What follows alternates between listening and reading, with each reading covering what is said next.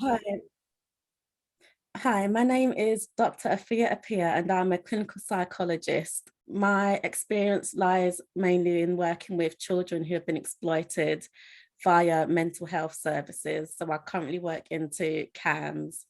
My experience within CAMS is working with children and their families, mainly children who've experienced trauma. My wider experiences have been working into children's secure estates, specializing in substance misuse, as well as developing novel interventions and developing practice briefings. And hi everyone, I'm Dr. Romana Farooq. I am a principal clinical psychologist and clinical lead. I currently work in the children and young people secure estate, so predominantly with children and young people that are presenting with high risk, high harm and high vulnerability. I specialise in working with children, young people and families who are subject to child exploitation, trafficking, modern day slavery and human rights violations. I guess the reason why we are doing this video is to mainly answer one question, and I'll pose it to you, Romana. So the question is, why is language important? I think that's such an interesting question for us to think about and reflect on, because there's this well-known saying that sticks and stones will break my bones, but words will never hurt me. And I think from my clinical experience, from my experience more generally as a human, is that actually words do matter. The words that we use with our families, with the people that we know, with our clients, with the children and young people that we work with, has a massive impact on them.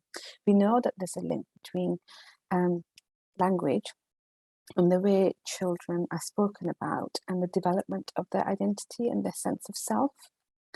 We also know that language has an impact on how children are positioned or where the blame is located. So whether a child is seen as a victim or whether they are seen as a perpetrator is based on the language that is used to kind of describe them and their presentation. We also know that there are some young people, in particular those from marginalized backgrounds, whether that's because of their race, ethnicity, gender, or even religion, are more likely to have language used in relation to them that's punitive and that's punishing. There's a lot that's written about the kind of adultification of Black boys and Black girls, and I think as practitioners it's so important for us to think about and reflect on the language that we use. And it was fantastic, Afia, that you were able to develop a national practice and knowledge briefing to think about some of these kind of ideas and kind of issues and provide guidance to practitioners. It is such a great experience to have worked with not only yourself, but with Space, with Julie Howe, with the Enthusiasm Trust, with Joe Russo, and also with the NWG to think about this in a collective way. So one of the other main points of the Making Words Matter practice and knowledge briefing was around bringing that collective together. So regardless of what sector you work into, it's very important that we acknowledge the impact of the language that we use, not only on ourselves as practitioners, but for other practitioners that we communicate with. And also, most importantly, that impact on the child that we are speaking about. When it comes to the acronyms, the various jargons that we can use within our sectors have their sector specific understanding of those phrases, jargons, acronyms.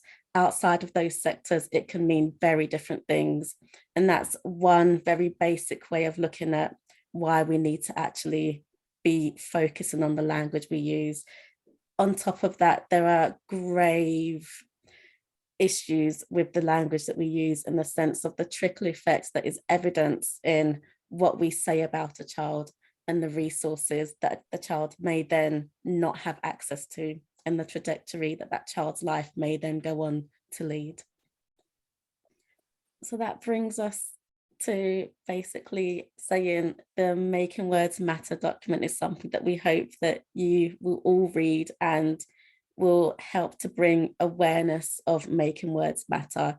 it's not the be all and end all, but we want to have it as a baseline of beginning to think about the language that we use in the various sectors that we sit in and the various sectors that we communicate with, but also most importantly, when we're communicating with the child.